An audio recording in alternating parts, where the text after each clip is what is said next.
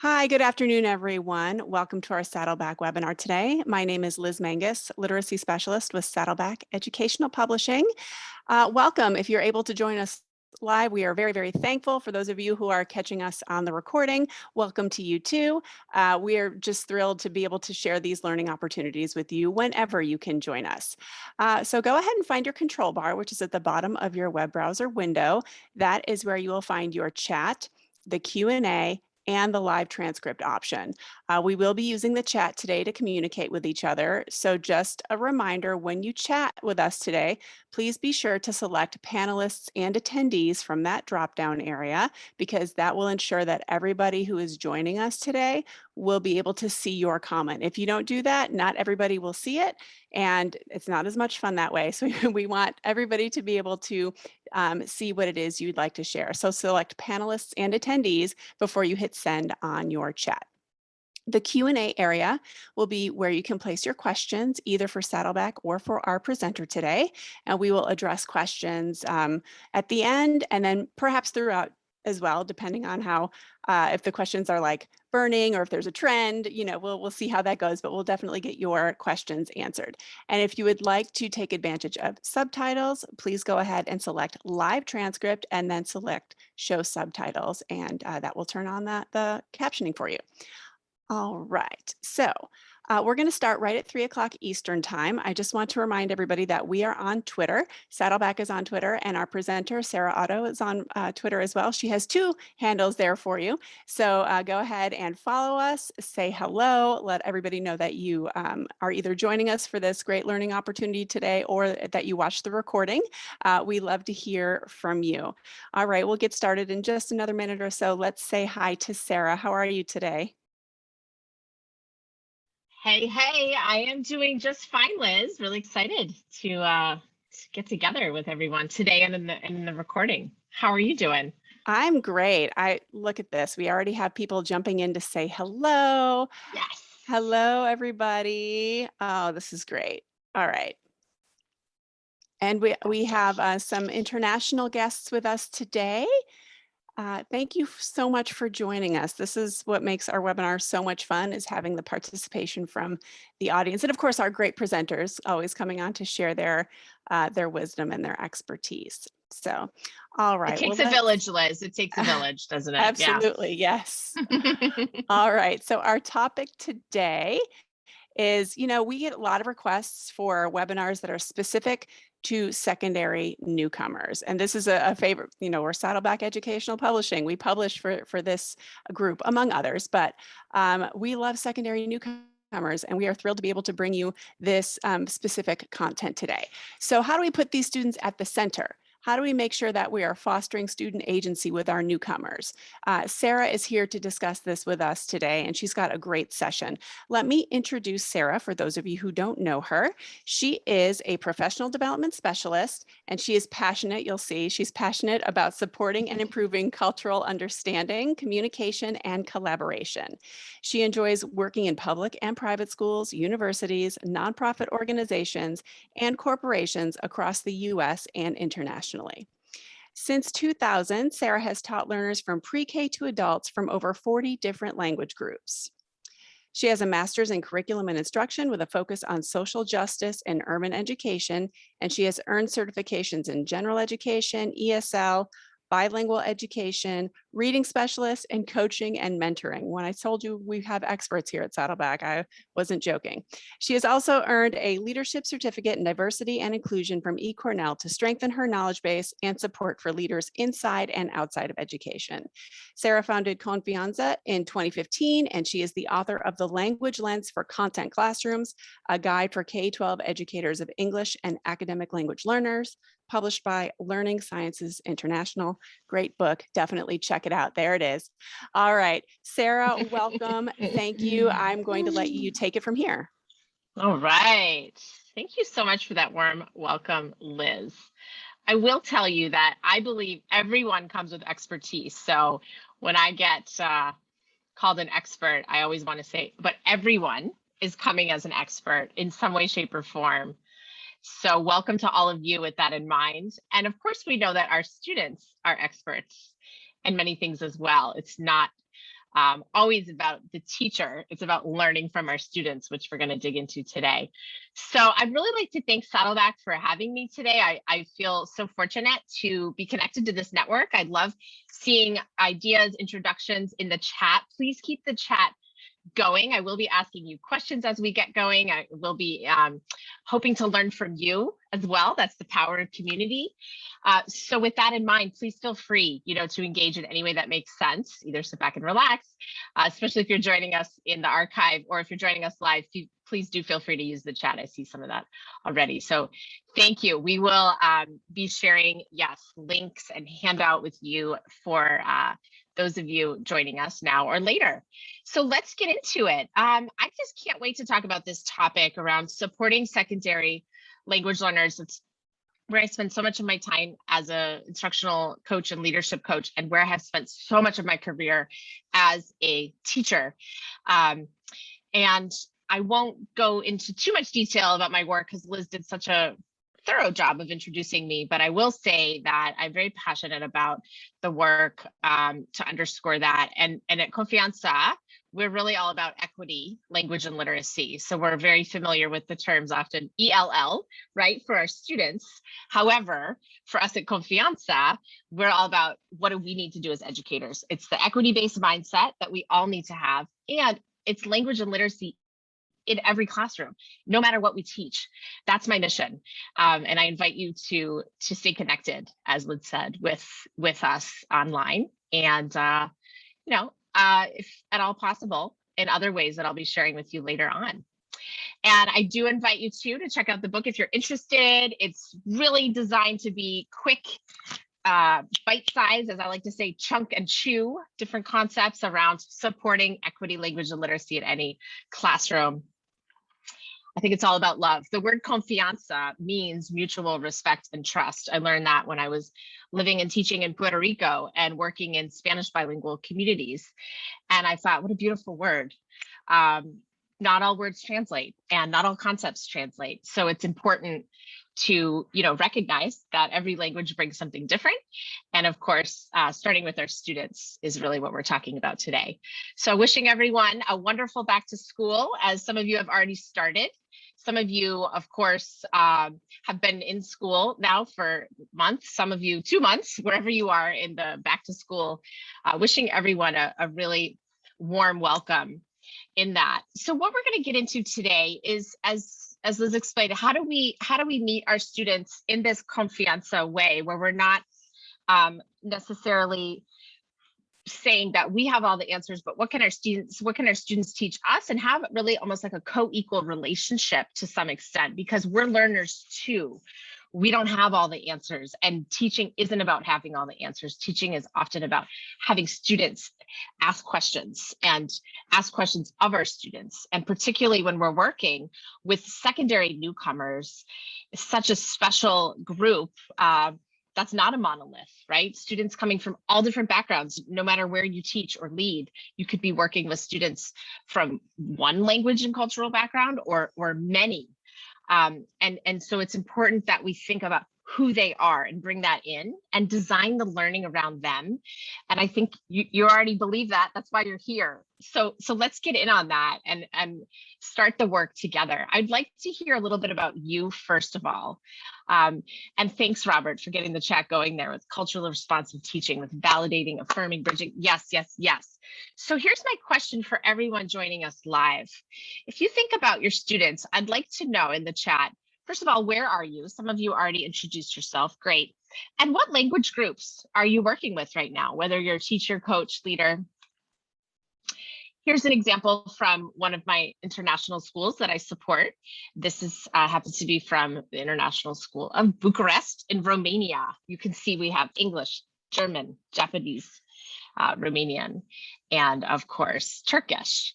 And so we really want to honor students' languages, right? Learn some greetings, have the students teach us.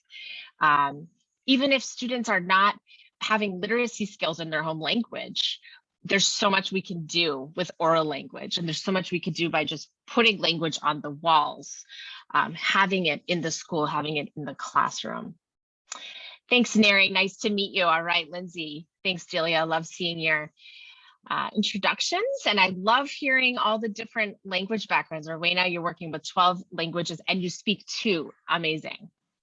Beautiful. You know, I've been doing this work in English language learning, instruction, bilingual education for so long. I still get the question, but how do you speak all those languages? We don't have to speak the languages of our students. If we're in a bilingual, multilingual program, great. Then, then we are bringing in that, but we still want to bring in their first language, right? And most importantly, try to bring in their perspective. Language is just one part of culture. And so we're going to get into that today. So what I'd like to do, and thanks for continuing to introduce yourself in the chat here. What I'd like to do to frame our work is to give you an example activity that I do with students and that I coach the teachers that I work with to do with students. And you may already do an activity like this. It's really simple. It's a lot of ways that we can call it, but we could call it a see, think, write. Providing art, whether it's music, as we're going to talk about, poetry, visual art. I mean, I'm an artist. I don't think we can separate art from education. If at all possible, infuse more art in education. We can give students visual, right? Some kind of art to then see or listen, think and write around. And that is so powerful because we can invite students to use their home language. They could use words in English if they know them. They could try out new words in English. They can get their thoughts down. And I'm not going to ask you to do that right now, if you don't mind, to activate our time together. So you see this picture here. Please choose a stem or 2. What do you see? What do you think? And what do you wonder? And I would like to hear your thoughts on that. And thanks, Niran's talking about that they do this for a post activity. Yes, beautiful brainstorming activity. Love that. Thanks, Robert. Yeah, so lots of ways to support that. If you wouldn't mind sharing with me what you see, think, wonder, and I'll just get us going. I see a picture of a girl with a picture of, we're not sure, right? So providing open-ended questions, open-ended prompts. It's really exciting. Yeah, I wonder too. And that's what I thought, Liz, when I saw this art, when I came across this art, I thought, I wonder who that is. And I did some digging. Nostalgia, ooh, interesting word, Maria. We could do some unpacking of that word, right?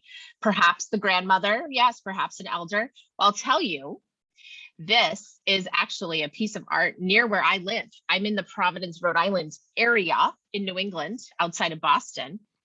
That's where I live. And when I moved here recently, I saw this beautiful mural downtown Providence. And I said, I've got to bring this in. I've got to expose students to this. There's so much happening here. And I can see that in your see, think, wonder here in the chat. Ancestors, Native American, cultural identity. Yeah, there's so much to unpack here. So I wanted to share that with you as an example of how we can bring in art. So as you can see, this is a Gaia mural.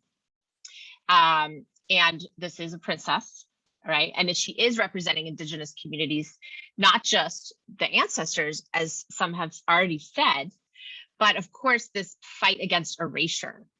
And there's so much erasure of Indigenous cultures. In fact, almost every day there is Indigenous cultures that are going, or Indigenous languages that are going extinct across the world. With the rise of English as the global language, we often subtract. Unfortunately, languages are subtracted out of students and out of communities, and we don't want that to happen. We want that co-equal, that mutual respect, that confianza. And so I really am moved by this artwork. And I invite you to, if you'd like, look it up and share it with your students as well. It really can get a lot of, a lot of conversation going, as I've seen here in the chat. Yeah, excellent. And so that's really the theme that we're going to get into today, is not erasing students' culture and identity, particularly for our secondary learners, but bringing it in. But we can't do that unless we first analyze our own identities. And of course, this is what my life is dedicated to. I write about it a lot in the book as well. We'll never fully understand what our students go through, but we can try to build bridges. So let me model that for you. I'm going to share with you this activity called an identity wheel. And maybe you do this already. I want to hear if you do this with your students or something like this. But here's my identity, some parts of my identity. My name is Sarah Bernadette. I'm named after people in my family. Both Sarah and Bernadette are family names. I'm a proud auntie, godmother, sister, things that you might see, things that are more visible. There's also things about my identity that are very invisible. And sometimes people are surprised because even though I am a white woman who was born into an English speaking family and have many social privileges because of that identity, I resonate with students who come from poverty as a student who was a free lunch kid. I wore hand-me-downs. I had the reduced and free lunch most of my career as a kid. And also I'm the first person in my family to go to college. So I try to build those bridges with students, right? And help them see, I may not look like you. I may not have the same background. However, I understand some of what you're going through and I stand with you. That's the most important thing. The other thing that is so essential and central to my identity is being the sister of a child with extreme special needs. My youngest sister here, Jenna, is very special to me and is one of my heroes, and was born with multiple birth defects and has had over 40 surgeries in her life, and has overcome so much. And just simply because she was born that way, right? And I've had many opportunities that she hasn't had because I don't have the disabilities that she has. So that's important for me to always keep in mind and bring that into my work. So that makes me the ally to the voices who are not heard. And I love it. I love talking to kids about this. And even when I was a teacher, bringing my sister in, who's a disability advocate, to talk to students about what it's like to be otherized, what it's like to feel different, and make sure that students don't feel marginalized, but they feel empowered, right? That they can see that we are allies there to support them. And we understand that we may never understand, but we're still trying to, right? Center them in school, center them in learning. I always love talking to kids and teachers alike about how, again, as someone who's born into an English speaking family and speaks English proficiently and may take that for granted, that's important to realize that as a bilingual person, multilingual person of the world, that's voluntary for me. That's not voluntary for our students, right? We are dealing with students who, in many cases, secondary newcomers coming involuntarily for push or pull reasons as immigrants, as migrants. And that is something that is important to remember. This picture down here in the bottom left is a picture from my travels pre-COVID, coming back from working in Uzbekistan and coming through Istanbul, only to misplace my passport. Luckily, I could get help right away because look at all the help desks are in English, right? So English is power, but yet we don't want to value English as superior over other languages, right? Because that can essentially, as I said before, and I think we all know this, unfortunately can help erase, right, students' cultures and students' students' identities, which is a big part of that. So I just want to continue sharing with you a little bit about my identity wheel here. And I just am having a little hard time with the mouse again. There we go. Okay. So one of the other pieces that is important when you unpack your own identity, which we should consistently do all the time, right, is thinking about what other maybe differences do we have that we could actually have more in common with others than we think. So as someone who suffers from an invisible chronic illness, disability is something that transfers over all identity groups, race, class, gender, and on and on. So keeping that in mind, right, and having that empathy is essential. I can't understate that. I can't overstate that enough. I do want to invite Liz and her team, if you don't mind, at some point we can put the link in for the blog that I wrote that goes along with the webinar today, because you might be thinking, oh, I love this activity. I want to learn more about it. Or, hey, Sarah, tell me more about this identity piece. I've got a blog that I wrote just for this topic to share with you all today. So I know that they'll be sharing that in the chat at some point too. So when we really understand our own identities, then we can right, bring in students' identities and do it in a very respectful way, because it's not about exoticizing students. It's not about otherizing students. It's about having this community. This is a pre-COVID picture of some of my former students and mapping them, right, in terms of all the diversity that we had in one school, in terms of national origin diversity. So when kids can see, hey, I'm not the only one, right, that makes them feel like they belong, especially in this world that is so multinational, transnational, students going back and forth, biracial, multiracial. I mean, we just don't have simple checkboxes anymore. And isn't that a beautiful thing?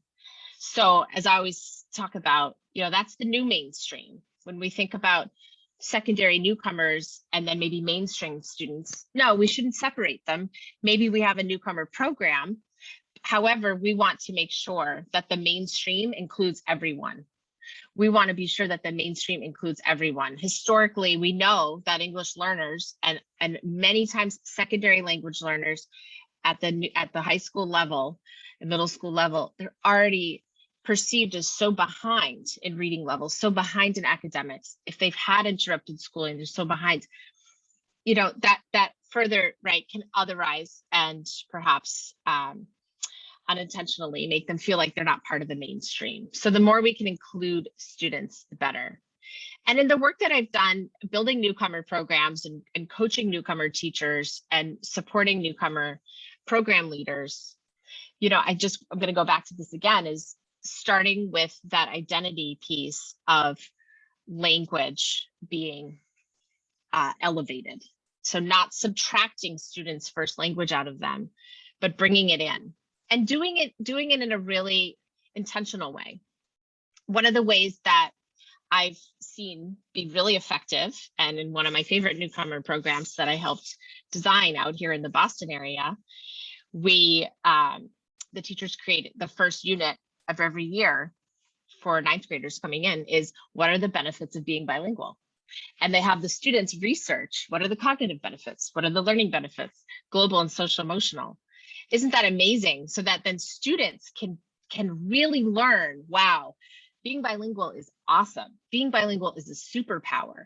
My mother tongue should not be erased. I should keep it in some way, shape, or form and use it, right, in a way that maybe we don't always value in the United States. And to my international friends, we know that most of the world is bilingual and multilingual, except the United States, not so much.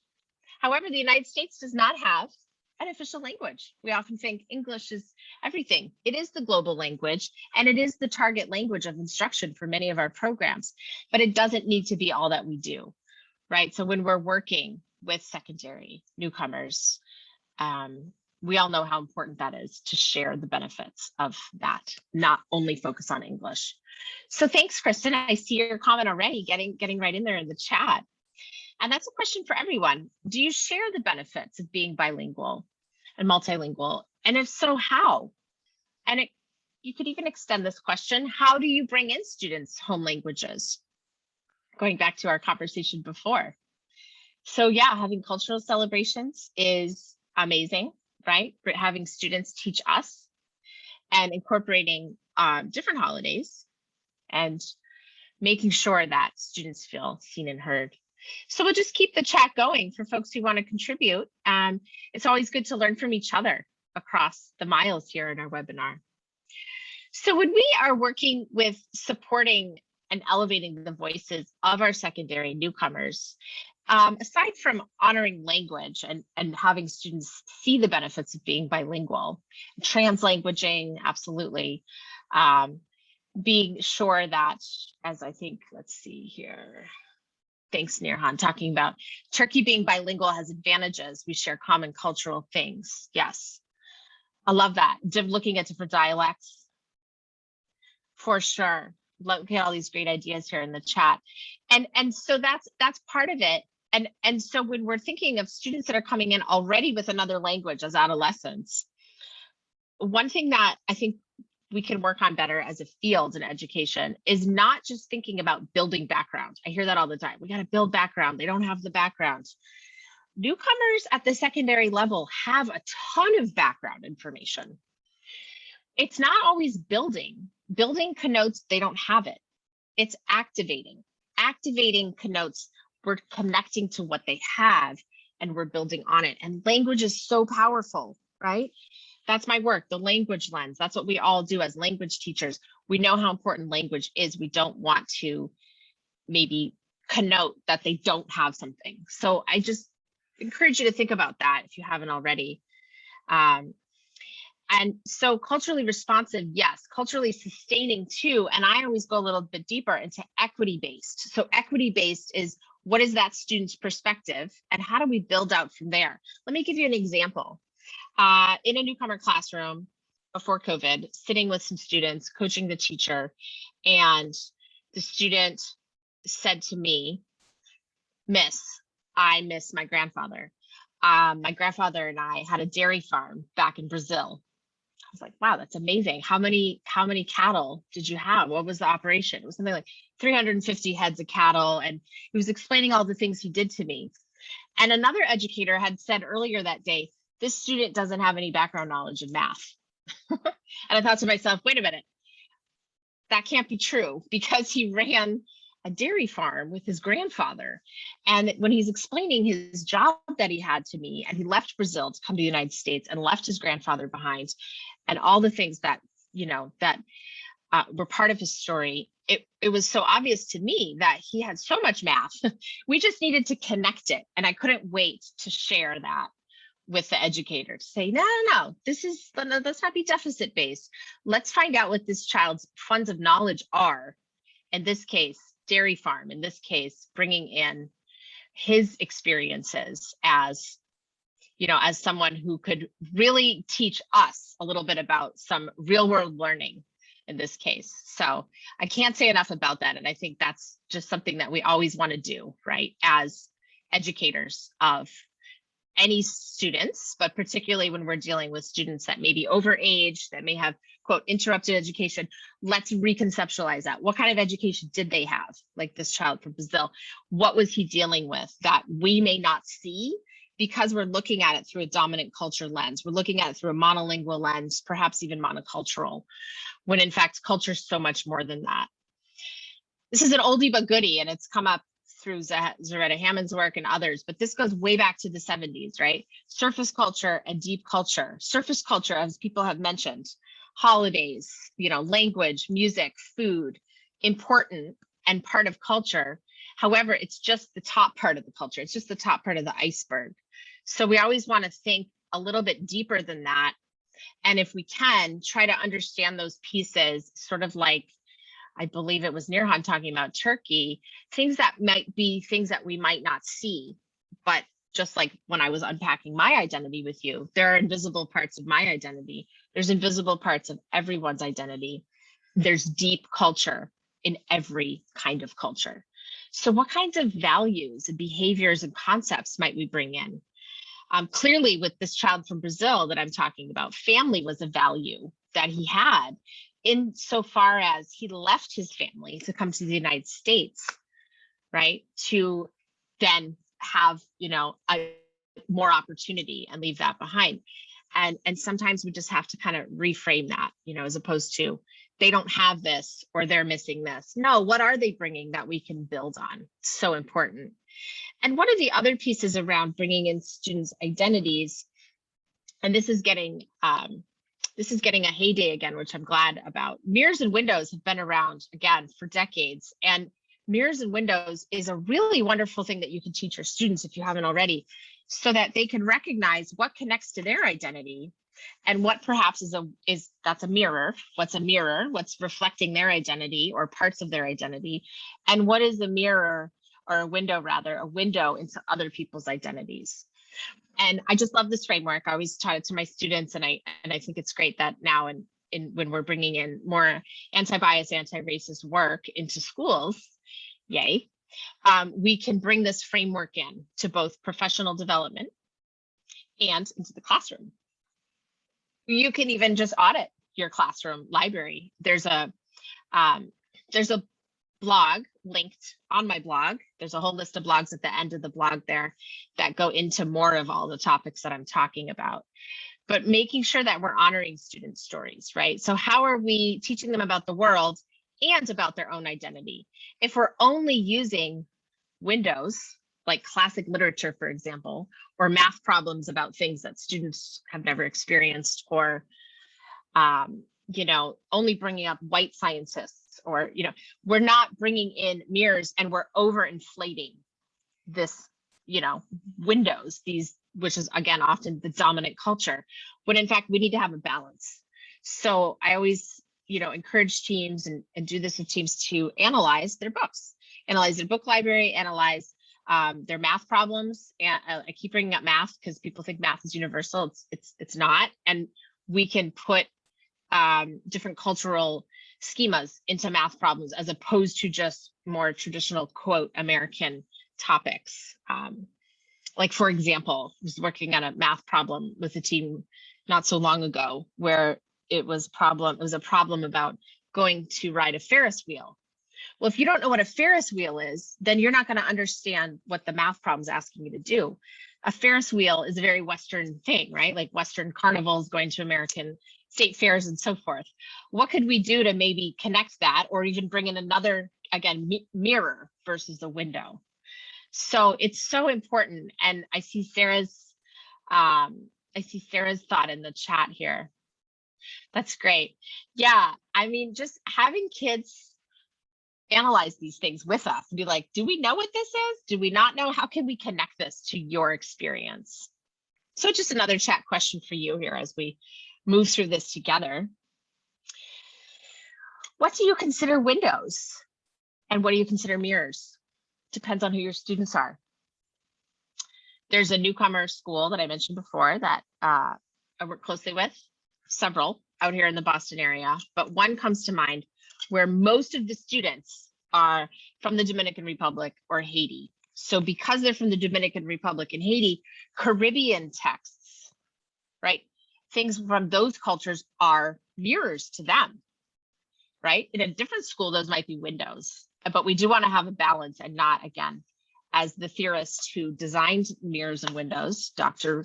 Rudine Sims Bishop says, we don't want to have an overinflated sense of self, particularly for students who, aren't in our newcomer classrooms, the students who are maybe from the more dominant culture. They already get mirrors all day long. Kids who are not diverse also need to learn about diversity. That's why we don't want just newcomer students with newcomer students all day. We want to mix kids up when at all possible so that they're able to learn from each other and learn about diversity, because diversity goes both ways. Yeah, thanks, Robert. I wanted to comment on your comments here in the chat. East Asian students have Confucian hierarchical social development.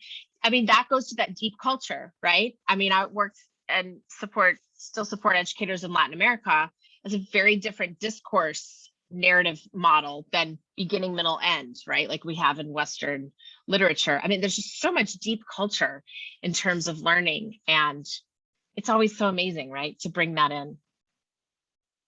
Yes, windows should organize them in terms of each student's items. That's wonderful to say, Nihan. I appreciate that thought as well. Keep the thoughts coming in the chat if you feel so moved.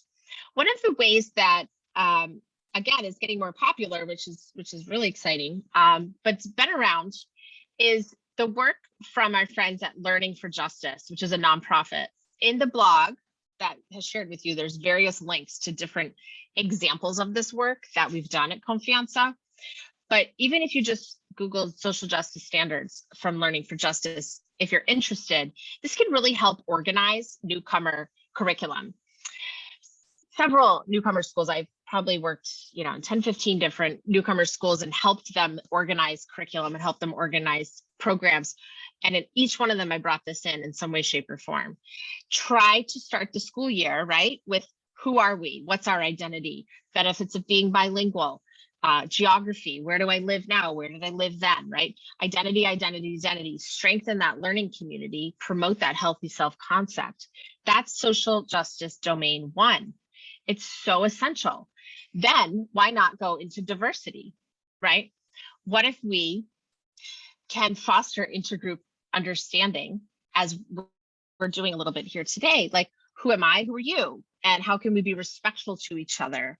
How can we learn about stereotypes and bias? And how can we avoid that and or interrupt that when we see it with students, and as adults when we see it when we're advocating for our students across our learning community and perhaps out in the larger community. As language educators, we're often really good at identity and diversity, right? This is multiculturalism. This is culturally responsive teaching, some would say too.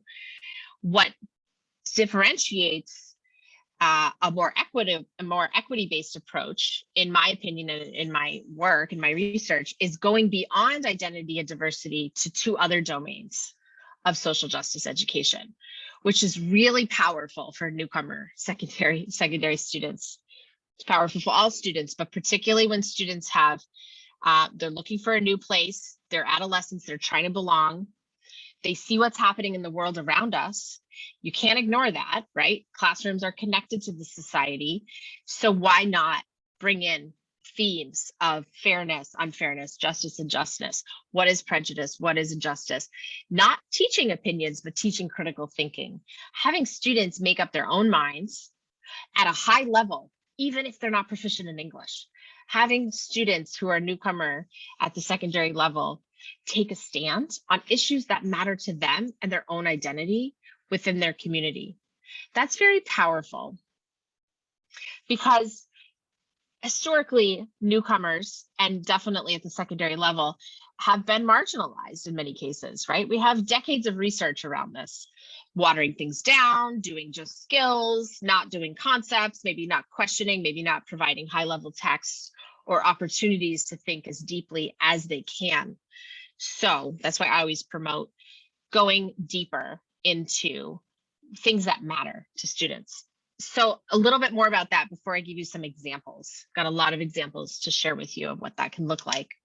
And I love hearing your thoughts in the chat. So if you have examples to share as well, please do.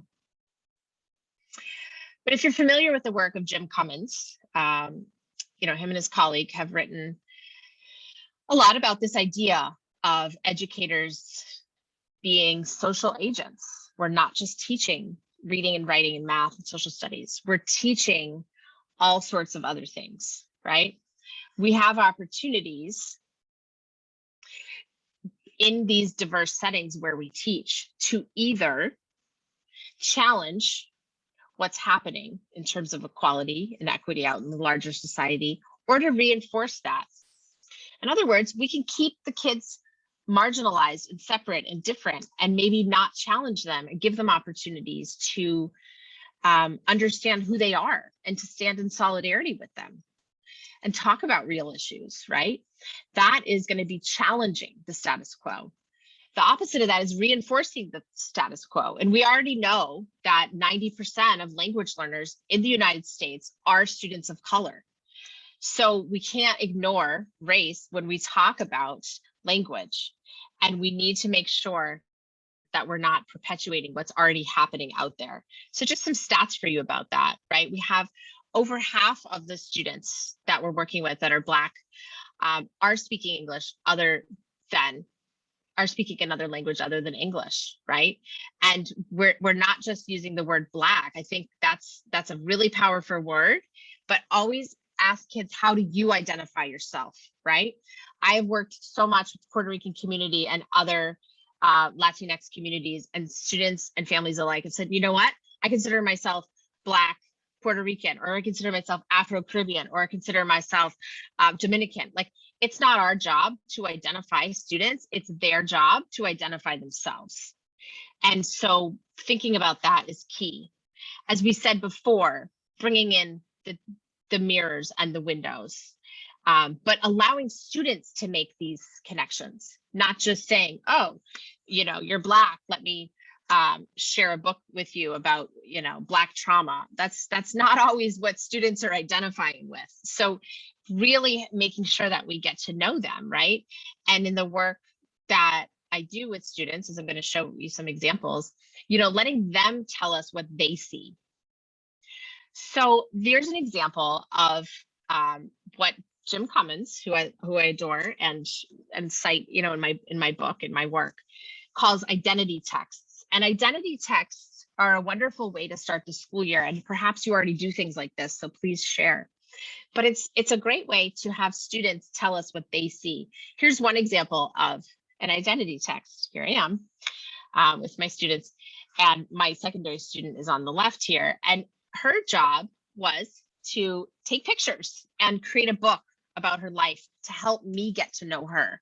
She brought her neighborhood into the school through the pictures, pictures of her mom making food, pictures of her dad coming home from work, all greasy, all the things. And it was so beautiful because then she got to tell me who she was, right? Again, we're often just checking off boxes or thinking we know who students are. Let them tell us through identity texts. There's a great blog in the blog that gives a lot of examples from me and my friend Emily Francis. Here's another example. This is from one of my secondary newcomers who came from the Punjab state in India. And she was all about helping me understand Sikh religion and her faith and all the symbols, as you can see, all the symbols from the Sikh religion that are important to her. And she even got so excited she wanted to teach her whole class in English as she was learning English. And it was just such a powerful way for the teacher, the mainstream teacher, right? And the mainstream kids to be like, wow, she knows a lot. Like, this is so interesting. Can you teach us more? And that, again, is just something that we can't do, right? Kids can do that. They have that power.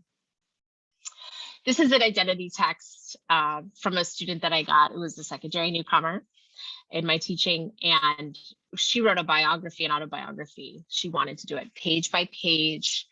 It was very traumatic for her I actually write about this child in my book, coming from China to the United States, where her mom, left for 5-6 years and built the life, which happens to so many of our secondary newcomers, and was without her mom for many years until her mom was ready, right, to have her come join her in the United States. And that was really traumatic. We had to work through a lot of that together, but we learned English through that.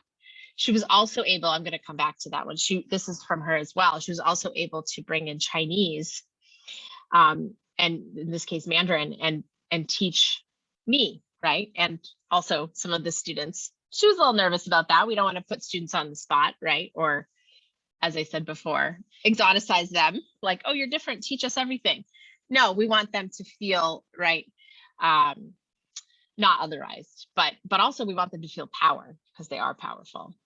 Here's another example from one of my students, and again, this is in the blog as well, where this is Fatih from Jordan talking about what he was experiencing in his school and what he's experiencing now, and how powerful that was for him, not just to learn compare contrast and the language of that in English. He already knew how to compare contrast in Arabic, but to express his identity, right? So that's a way that I could stand in solidarity with him by using his life as text, using his life to give him a purpose and help him assimilate, better yet, acculturate, keep his culture in his new culture. I think part of the reason why, personally for me, which I didn't mention earlier, that I just feel so much resonance with newcomer students is because I moved across the country in the United States when I was in high school. So no, I didn't move to a whole new country, but I did move to a different region and I did uproot my life, and it was traumatic. And so I think just spending time and sitting with students when we can, one-on-one or as a whole group project, to have them tell us our story is beyond powerful when they're ready, right? Not pushing, but allowing them to do that. And as I start to get towards the end of our session and share with you some examples of texts and other activities, I want to just remind you, that the more we can model that, the better. This is an example from one of my recent teachers that I was coaching with his Bitmojis, but showing kids, I'm going to do it first, then we're going to do it together, and then you're going to do it. So you can do that with identity text. I always did that. Here's my identity. Here's some of the things about my story. Now, what's your story? Let's do it together. And then you can go off and add more on your own, or we can do it together. We can use the language experience approach. If students don't have the language yet, we can use their oral language. We can write it for them as a scribe. And that's a question I have for you is, what ways, I saw some of this earlier in the chat, what ways do you scaffold? I'm going to share some pretty explicit scaffolds here in a moment, but I'd like to hear as I go through this, what ways do you scaffold? We don't want to scaffold so much that we're over scaffolding, because then we're not doing kids a favor and letting them go to the next zone, right? The challenge zone, their stretch zone. That's historically happened and still happens to our newcomers at the secondary level. We have this pobrecito, right? We kind of keep them down. No. They can go to the next level when they're ready with the right support. And most importantly, with our confidence, with our confianza, with our trust in them. That's so important.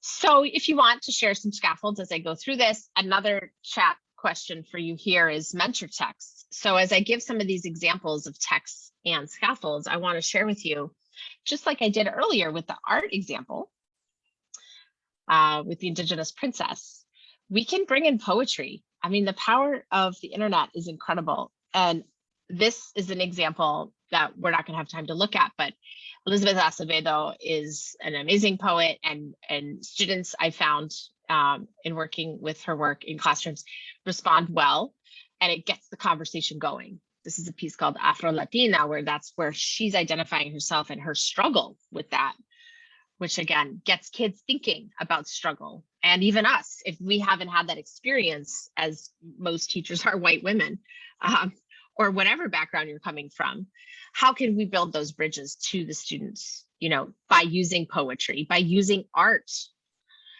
This was a big piece during the election, and it's not about being political. It's about having kids make their own connections. In this case, you have the Norman Rockwell, Ruby Bridges homage in the shadow, and then you have our first woman of color as a vice president. Like, what do you see? What does that mean to you? Having students come up with their own connections. This is a protocol that we use in a lot of classrooms. We do that, the think and write. Now let's do some vocab. Let's say it in your language if you know it. Let's look it up if you don't. Let's come up with a student-centered definition. Let's write a sentence together. Let's write a visual. Let's make sure that we're holding that standard high for students so that they're making their own connections. That's standing in solidarity with them, not filling them like an empty vessel. They're not, right? We've talked about that. They have so much to connect to, especially at that adolescent level, coming from other places. What can they teach us? How can we connect from the known to the unknown? So having kids work together is so important too. And a lot of teachers say to me, but Sarah, they're not ready to talk yet, or they're too shy, or they don't have a lot of language yet. Well, that's why we practice. That's why we model for them, right? What partner A says and what partner B says. And that's why we have routines. So these are routines that we use in classrooms that I support, right? So the think and write, the vocab, the partner, then the flip grid, whatever tools we want to use so that we are providing those routines. Why not use music, as I mentioned before? Why not have students bring in their own music? That is text. Text is not just out of a book. Text is also, why not, a quote? I'll give you a moment to read this one because this gets the kids thinking.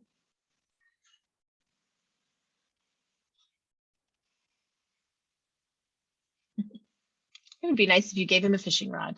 Yes, there's a lot there. This is a heavy quote, and yet it's short. So I think one of the things that I've seen, especially last year during coaching newcomer teachers while we were teaching on Zoom and Google Meet was, wait a minute, we can do a lot with a little. We can just give students an excerpt or quote. They can do a lot with that.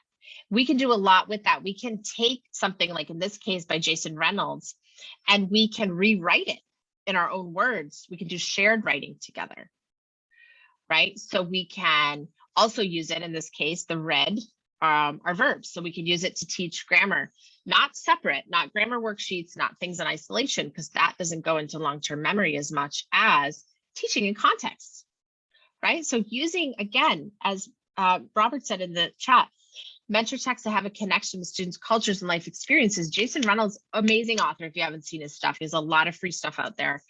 A lot of little mini videos to get students to start writing. Kids, can respond to that. Like, oh, maybe he looks more like me than my teacher, or maybe I'm interested in what he has to say, or like, let's learn more about him. And then let's, like, in this case, rewrite it so that we can really bring in like what it is that the meaning is, the deeper meaning. So going into not just metacognitive skills, but my favorite topic around reading and writing, meta-linguistic awareness. So somebody said this earlier, translanguaging. Meta-linguistic awareness is having kids think about language. So always having opportunities, especially for newcomers, but even all multilingual students. What words do you know? What words do you not know? So giving a quote like this on the left, here's a quote from Jason Reynolds about dreams. Before students even read it with us, with the group, we could have them do what we call contrastive analysis, mark it up. I know the word dreams. I know the word have. I don't know the word timeline, but I think it's like linea, because I know the word linea for my Spanish language. Like having students work with the words and construct their own meaning is going to get us so much further, because we're bridging and we're, again, bringing in students' backgrounds and we're activating their backgrounds. The final piece I want to say before we close up here is goals, goals, goals. And I think, again, this is getting more attention in the field of education. Yay. I hope that it sticks. I hope that people are doing more goal setting, and not just with quantitative measures. So we have all different kinds of tools of measuring students' growth with numbers. That's fine, but what about qualitative measures? Can we have students reflect and help them reflect on qualitative things that are working well for them, in this case of this glow, or things that they want to work on, and having them create those goals with our guidance so that it's from them, right? They can bring it forth, and it isn't something that we're doing to them, but we're doing it together. Here's an example from the Newcomer program, one of the Newcomer programs that I worked on that I mentioned earlier. There's lots of information on our website about this program, and I can provide the data in the chat for you if you're interested to learn more. If you search on our website, you'll see. It's also featured in our course at Teaching Channel, where we were able to bring cameras into the classrooms at this Newcomer program and film amazing practices of meta-linguistic awareness, language-rich classrooms, and all the things that we've been talking about. So they have students, as you can see here at Enlace, not just focus on these values on the right, but also create goals every quarter. It doesn't have to be this big complicated goal setting system. It can literally be, I'm going to come to school every day, right? I'm going to try to raise my hand every day. I'm going to try to sit up straight in my desk. Those are the kind of goals that we might need to start with and even end with for each quarter. That's okay. That's what kids need. Let's start with who they are and build on that. As we wrap up, I do invite you to consider this suggestion. Create a mission statement. At the beginning of the year, it's a nice time to do it. This is mine for this school year. I recognize and redistribute power relations. Why? Because I'm trying to help schools not have a deficit view of multilingual learners and students who are otherized, trying to create, again, like this reciprocal power relationship. That's my mission statement. It's powerful to say, who am I? What do I stand for?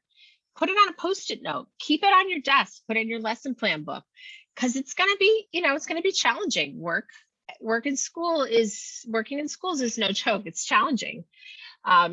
So I do that every fall. I encourage my clients to do that, and I encourage you to do that as well. If you like that idea, please do. If you want to learn more about what we're doing at Confianza, you can go to ellstudents.com. We've got a membership where it's a really nice way for people to stay in touch and to be part of our community of doing workshops just for members. We have a whole library of online courses, including the Teaching Channel course that I mentioned that has the Enlace secondary newcomer school examples. It's a product of our work. We have a book club. Like I mentioned before, I've got my book. We've got a ton of free stuff too. So if you just go to the blog at the top of the page, you're going to see over 100 blog entries that are filled with relevant practitioner written from our team and from educators just like you around the world, sharing tips, sharing research, sharing practical ways to support your students. And so with that, I do just want to say thank you so much for being here today, everybody. And thank you again to Saddleback for having me. I really appreciate the opportunity to be here. Thank you so much. We do have a couple of minutes for questions. So if you have questions, go ahead and drop them in the Q&A area. I see we just had one pop up there. I'm going to take this opportunity to let everybody know who will be joining us next week while people are typing up their questions.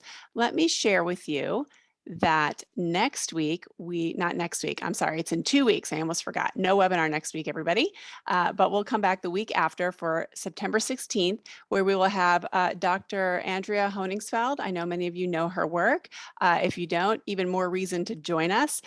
We're going to sort of continue this conversation or this lane of conversation around equity strategies for multilingual learners. So we have another great session for you for our multilingual learners. So this will be Thursday the 16th, and you can register on our website, or you will be receiving an email prompting you to register as well. All right, so, I always forget that this slide is here. Okay, so everybody, our new Go ELL literacy library here at Saddleback is available. I did a webinar on this a few months ago, it's a short webinar just explaining what it is. This is an excellent resource, beautiful books, accessible, great pictures, content vocabulary wrapped into it, sort of folded into it. So if you're looking for engaging books, bright, colorful, lots of pictures that you can use to build language and get students talking, this is a great option. This is our Go ELL Tween Literacy Library, so think middle school here. We also have it available for high school as well. Any questions, shoot me an email, check it out on our website. Be happy to share more information with you. So questions. We had one question come in. I think, let me just check the chat one more time here. Thanks, everybody. Some people have to bow out right now. Skedaddle. Okay. I've got a little Q&A going already, if I may, Liz, kind of pick that up because Sarah Knoll asked a really interesting question. Oh, what is it? I didn't see it. I was too busy talking. Let's see. Well, I think she's experiencing something that a lot of people experience. I know I experienced this as a teacher. She has a limited time, one class period, and the struggle is real. We need to teach kids these survival skills. So how do we do it all? You know, it's a big question. Yeah. And I think it's a really great question because we can't do it all necessarily, but maybe we can, as I'm trying to communicate with you, Sarah, put up a fight. Just 1 hour a day. I know it's not always enough, but you can still do a unit. So maybe there's like this unit, and I suggested maybe the unit is, who am I and how can I find my place in the community? So you're teaching survival skills, but you're also giving an opportunity to do, you know, maybe some of these text and artwork responses, building routines with language. And easier said than done, you know, I think from afar. But the need to communicate is so important. I understand you're an ambassador for the students, so we've got to help them survive the rest of the day, don't we? Yeah, so I think it's a complex problem, but I think that, you know, with that awareness, hopefully you can bring in a little bit of both and connect it to them. I wanted to, I had my own question, but I wanted to get to Robert's question first, which is another one of these like kind of relevant cross-cultural questions, which is East Asian students coming from schools that favor memorization and less on creativity and critical thinking. And Robert, I'm going to make an assumption here. You can chime in if I'm wrong or if I'm not on the right path with your question. But if you have a student in your class who's from an East Asian country and whose schooling experience has been heavily tilted toward memorizing and less on creativity, are there any adjustments you would recommend to some of these activities that you've suggested for us to keep the kids and their identities and cultures at the center?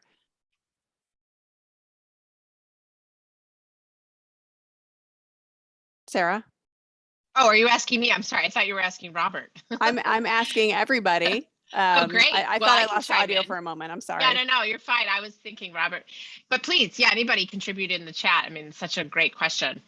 I think the student that I was talking about, one of my students from China, and I read about this in the book too, is this very thing that we're dealing with two different cultural paradigms, and not only that, educational paradigms. For this student that I had, and this is just one student, so we don't always want to make generalizations, but and many East Asian students that I've had, and I've also worked in East Asia in international schools, we do see a different schooling model. So we need to be explicit about that and say, this is how you learned there. This is how we learned there. How can we help you with that? And not judge the students, right? So for example, my student that I was talking about earlier didn't make eye contact and right away was like, oh, she's not making eye contact. Something's wrong. No, let's learn about Chinese schooling models and how fitting in and not raising your hand and not making eye contact is considered respect. And that's part of her experience, right? So in this case, I think it's the same idea. And I welcome other ideas as well. I think it's so important. That's part of that deeper culture. It's so ingrained. We don't even see it because we're in it all the time. Those of us that have been born and raised, in traditional American schools, but that's just not the case for everybody. So we need to slow down and look at those differences and, really try to bridge. Awesome. Thank you. And if I'll keep the chat box open here if anybody's going to chime in on that question. But I had one question. It's more sort of practical, logistical. When you were discussing mentor texts and you had a few examples of art, pieces of art, music and that sort of thing, it got me wondering if there are any, and perhaps this is in your blog, are there any like central locations with where links to those types of resources are like maybe collected for people to kind of click through and have a look, or not? Is that not really something that you've seen out there? In terms of what kind of resources? Like, I'm thinking of the art, the pictures that you had put up as a Oh, discussion sure. piece, Yeah. those So sorts of things. let me put that blog again in there. And then what I talk about in there is going to Learning for Justice text library. I talk about that in the blog. So that's where I get a lot of my texts, not all of them, but that's where I get a lot of ideas. It's free, it's open source, it's amazing. And I can't say enough about it. So even the identity wheel that I did today, and then not all the pictures that I brought in, but like Elizabeth Acevedo is an example. If you just go to Learning for Justice text library, teacher resources, classroom resources is what it's called. Take a look, create a free account and peruse. You can search by text, multimedia, fiction, nonfiction, grade level. I mean, I just can't say enough about that for getting inspired. So hopefully that answers the question. Yeah, thank you. That's awesome. It's always good to know where there's one place you can go to kind of get your thoughts going and get some great ideas. Yes. All right, awesome. Well, we are just about out of time. I want to thank everybody for joining us today. Please be sure to check us out on social media and especially check out our YouTube channel if you haven't already. That's where you'll see a lot of our previous webinars and where this webinar will be posted for those of you who are checking out the recording. And please, subscribe, and that way you'll know when all of our new webinar videos are posted there. So whatever your favorite social media platform is, we are there. Check us out. We love to hear from you. And thank you for all that you do. And thank you, Sarah, for your time and for sharing all of your thoughts today. We are so glad that you were able to join us. And we will see everybody for the next webinar. So everybody take care. Thanks, everybody. Bye. Take care. Bye.